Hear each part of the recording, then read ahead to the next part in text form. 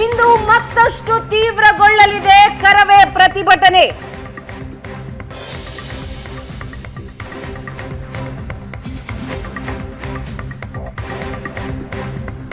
ಬೆಂಗಳೂರು ಸೇರಿದಂತೆ ನಗರದಾದ್ಯಂತ ರಾಜ್ಯದಾದ್ಯಂತ ಹೋರಾಟಕ್ಕೆ ಕಾರ್ಯಕರ್ತರಿಗೆ ಕರೆ ನೀಡಲಾಗಿದೆ.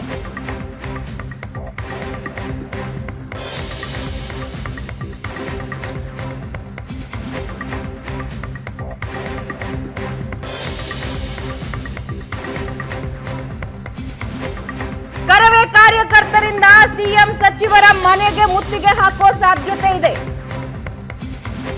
ಉಗ್ರ ಹೋರಾಟಕ್ಕೆ ಕರವೇ ಕಾರ್ಯಕರ್ತರು ಸಜ್ಜಾಗಿದ್ದಾರೆ. ಬೆಳಗ್ಗೆಯಿಂದ ನಮಗೆ ಊಟ ಕೊಟ್ಟಿಲ್ಲ. ನನಗೆ ಆರೋಗ್ಯ ಸರಿ ಇಲ್ಲ. ನನಗೆ ಬೆಳಗ್ಗೆಯಿಂದ ಮೆಡಿಸಿನ್ ಕೊಟ್ಟಿಲ್ಲ, ಮೆಡಿಸಿನ್ ತಗೊಂಡಿಲ್ಲ ನಾನು. ಇವರು ಬಲವಂತವಾಗಿ ನನ್ನ ಮೊಬೈಲ್ ಕಿತ್ಕೊಂಡು, ಎಲ್ಲ ಮೊಬೈಲ್ ಕಿತ್ಕೊಂಡು ಈ ಡಿಸಿಪಿ ಭಾರಿ ದೌರ್ಜನ್ಯ ಎಸಗ್ತಾ ಇದ್ದಾರೆ. ಭಾರಿ ನೋವಾಗ್ತಾ ಇದೆ. ನಾವು 35 ವರ್ಷದ ಹೋರಾಟದ ಹಾದಿಯಲ್ಲಿ ಯಾವುದೇ ಅಧಿಕಾರಿಗಳು ಹೀಗೆ ನಡ್ಕೊಂಡಿರ್ಲಿಲ್ಲ. ನನ್ನ ಹತ್ರ ಹೀಗೆ ನಡ್ಕೊಂಡಿರ್ಲಿಲ್ಲ. ಭಾರಿ ದೌರ್ಜನ್ಯ ಮಾಡಿ, ದಬ್ಬಾಳಿಕೆ ಮಾಡಿ ಇಡೀ ನಮ್ಮ ಕಾರ್ಯಕರ್ತರನ್ನ ಇವತ್ತು ಭಾರಿ ಹಿಂಸೆಯನ್ನ ಕೊಡ್ತಾ ಇದ್ದಾರೆ. ಸಿದ್ದರಾಮಯ್ಯನವರೇ, ಮಾನ್ಯ ಗೃಹ ಸಚಿವರೇ, ನೀವು ನಿಮ್ಮ ಸರ್ಕಾರ ನಮ್ಮನ್ನು ಬಳಸ್ಕೊಂಡು ಇವತ್ತು ನಮಗೆ ಈ ತರ ಅನ್ಯಾಯ ಮಾಡ್ತಾ ಇದ್ದೀರಿ. ಇದನ್ನ ನಾವು ಉತ್ತರ ಕೊಡ್ತೀವಿ. ಮುಂದಿನ ಲೋಕಸಭಾ ಚುನಾವಣೆಗೆ ನಿಮಗೆ ಉತ್ತರ ಸಿಗುತ್ತೆ. ಆಸ್ಪತ್ರೆ ಮೆಡಿಕಲ್ ಮಾಡ್ಸಕ್ ಕರ್ಕೊಂಬಂದರಂತೆ. ನಾವು ಬೆಳಗ್ಗೆ ಬಂದವರು ಇಲ್ಲಿವರೆಗೂ ಕೂತಿದ್ದೀವಿ. ನಾವು ಕೂತಿದ್ದೀವಿ. ನಾವು ಯಾರು ಊಟ ಮಾಡಿಲ್ಲ.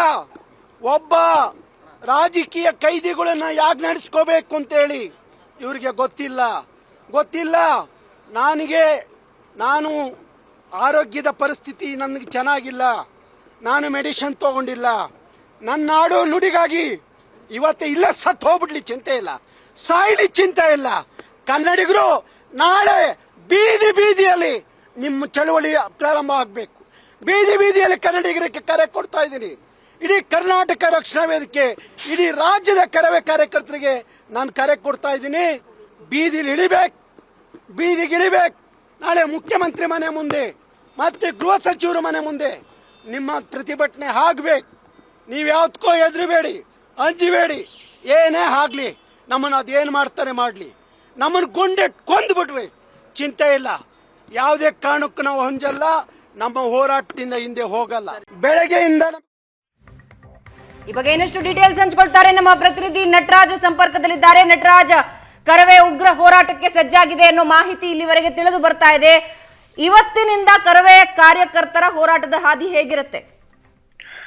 ಹೌದು ಭಾವನಾ, ಏನಂತಂದ್ರೆ ಕಳೆದ 1 ವಾರಗಳಿಂದ ಕರವೇ ಕಾರ್ಯಕರ್ತರಿಂದ ಒಂದು ಕರ್ನಾಟಕದಲ್ಲಿ ಕನ್ನಡ ನಾಮಫಲಕವನ್ನ ಹಾಕಬೇಕು ಅನ್ನೋ ಅಭಿಯಾನವನ್ನ ಶುರು ಮಾಡಿದ್ರು.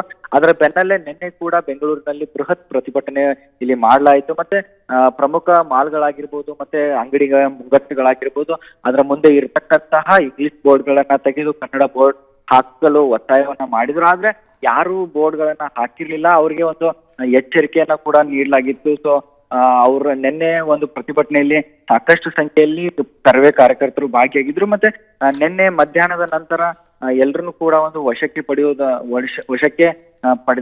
ಪೊಲೀಸರು ವಶಕ್ಕೆ ಪಡೆದಿದ್ರು. ನಂತರ ಏನಂತಂದ್ರೆ ಯಲಹಂಕದ ಸರ್ಕಾರಿ ಆಸ್ಪತ್ರೆಯಲ್ಲಿ ರಾತ್ರಿ ಹೊತ್ತಿಗೆ ನಾರಾಯಣ್ ಗೌಡ್ರು ಸೇರಿದಂತೆ 29 ಕರವೇ ಕಾರ್ಯಕರ್ತರನ್ನ ಇಲ್ಲಿ ಮೆಡಿಕಲ್ ಟೆಸ್ಟ್ಗೆ ಕರೆದುಕೊಂಡು ಹೋಗ್ಲಾಯ್ತು.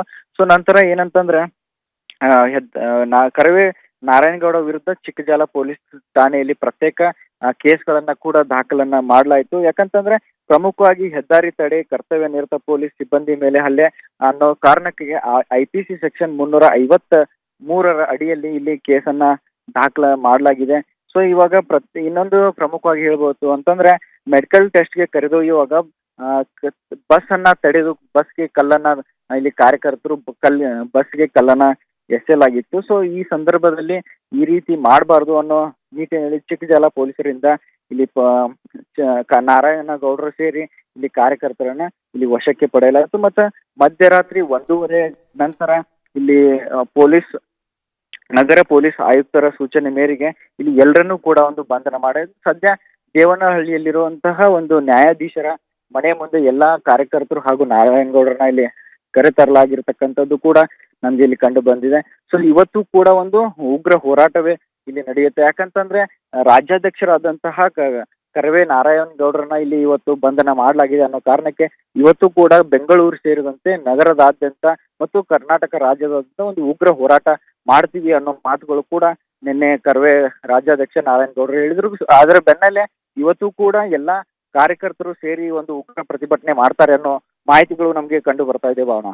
ಈ 2-3 ದಿನದಿಂದ ಅಭಿಯಾನ ಮಾಡ್ತಿದ್ಯಲ್ಲ ಕರವೇ, ಅದರ ಇಂಪ್ಯಾಕ್ಟ್ ಏನಾಗಿದೆ ರಾಜ್ಯದಲ್ಲಿ ನಟರಾಜ್, ಎಸ್ಪೆಷಲಿ ಬೆಂಗಳೂರಲ್ಲಿ? ಭಾವನಾ, ಪ್ರಮುಖವಾಗಿ ಒಂದು ವಾರದಿಂದ ಇಲ್ಲಿ ಒಂದು ಸೂಚನೆಯನ್ನ ನೀಡಿದ್ರು. ಸೊ ಆ ಸೂಚನೆ ಬೆನ್ನಲ್ಲೇ ಕೆಲವು ಮುಗ್ಗಟ್ಟುಗಳ ಮುಂದೆ ಇರ್ತಕ್ಕಂತ ಇಂಗ್ಲಿಷ್ ಬೋರ್ಡ್ಗಳನ್ನ ತೆರವು ಮಾಡಲಾಗಿತ್ತು. ಆದ್ರೆ ಒಂದೊಂದು ಅಂಗಡಿ ಮುಂದೆ ತೆರವನ್ನ ಮಾಡಲಾಗಿರ್ಲಿಲ್ಲ.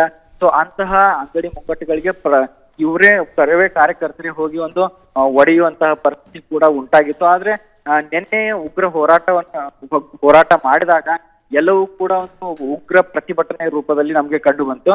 ಸೊ ಇವತ್ತು ಕೂಡ ಈ ಕೇಸ್ ಆದ ಬೆನ್ನಲ್ಲೇ ಈ ಉಗ್ರ ಹೋರಾಟ ಆಗುತ್ತೆ ಅನ್ನೋದು ಕೂಡ ನಮ್ಗೆ ಕಂಡು ಬರ್ತಾ ಇದೆ. ಎಸ್, ಧನ್ಯವಾದ ನಿಮ್ಮೆಲ್ಲ ಮಾಹಿತಿಗೆ ನಟರಾಜ್.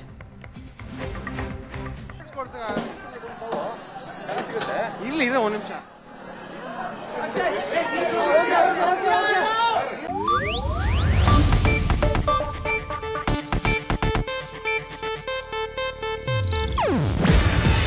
ಇದು ಏಷ್ಯಾನೆಟ್ ನ್ಯೂಸ್ ನೆಟ್ವರ್ಕ್ ಪ್ರಸ್ತುತಿ. ನೀವು ನೋಡ್ತಿದ್ದೀರಾ ಏಷ್ಯಾನೆಟ್ ಸುವರ್ಣ ನ್ಯೂಸ್.